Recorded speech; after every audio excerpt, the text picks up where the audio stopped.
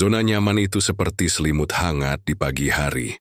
Nyaman, menenangkan, tapi kalau terlalu lama, bisa bikin kita terlena. Di balik kenyamanan itu tersembunyi jebakan yang membuat kita terjebak dalam rutinitas yang tidak membawa kita kemana-mana. Padahal dunia di luar sana penuh dengan peluang, tapi hanya bisa diraih kalau kita berani melangkah keluar. Lalu, bagaimana caranya keluar dari zona nyaman? Disinilah psikologi memberi kita alat bantu yang luar biasa. Mari kita bahas satu persatu. Pertama, pahami paradoks ketakutan. Rasa takut sering jadi alasan utama seseorang tetap di zona nyamannya. Tapi ketahuilah, ketakutan bukan musuh.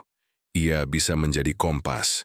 Manusia secara alami lebih takut kehilangan sesuatu dibanding keinginan untuk meraih hal baru. Ini disebut loss aversion. Gunakan ini.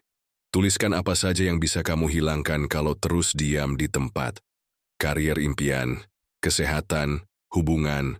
Bayangkan 5-10 tahun ke depan jika kamu tetap seperti sekarang. Visualisasi itu akan memberikan dorongan kuat untuk bergerak. Kedua, gunakan ketidaknyamanan sebagai alarm. Pernah merasa tidak nyaman saat melakukan sesuatu yang bertentangan dengan prinsip kamu? Itulah disonansi kognitif.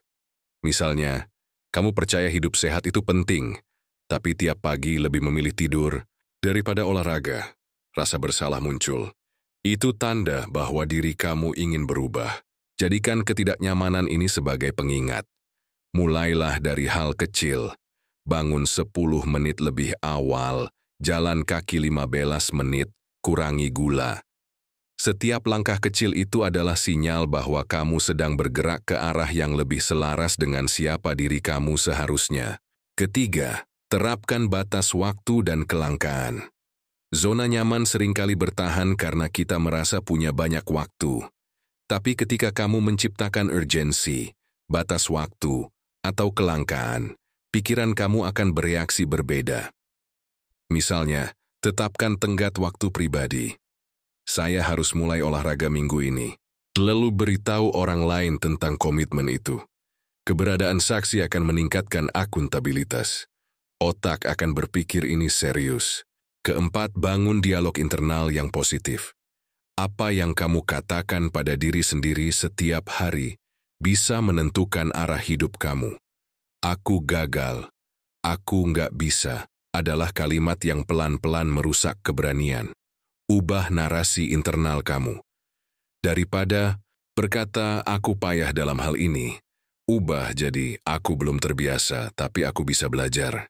Cara berbicara ini bukan hanya soal motivasi, tapi tentang melatih otak untuk melihat tantangan sebagai peluang tumbuh.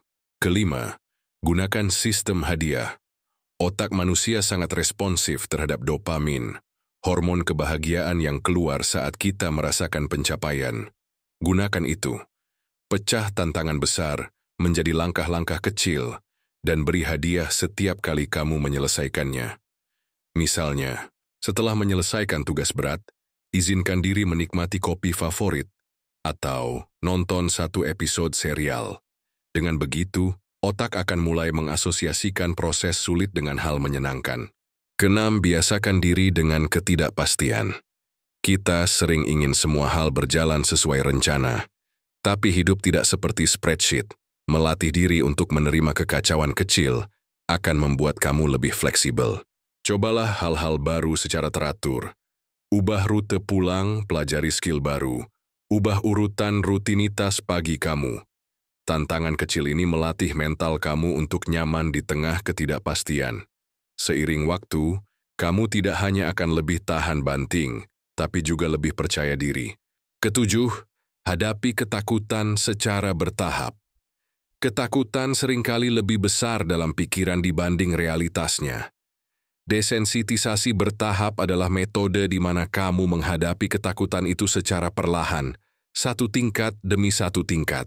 Misalnya takut berbicara di depan umum, mulailah berbicara sendiri di cermin, lalu bicara di depan teman, hingga akhirnya siap untuk audiens yang lebih besar.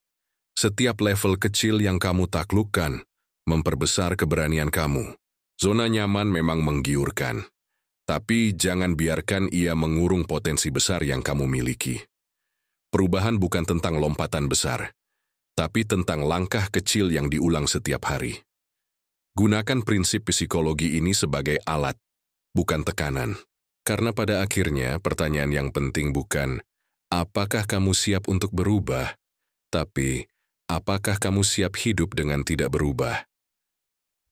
Jika jawabannya tidak, maka hari ini adalah hari pertama dari perjalanan kamu keluar dari zona nyaman.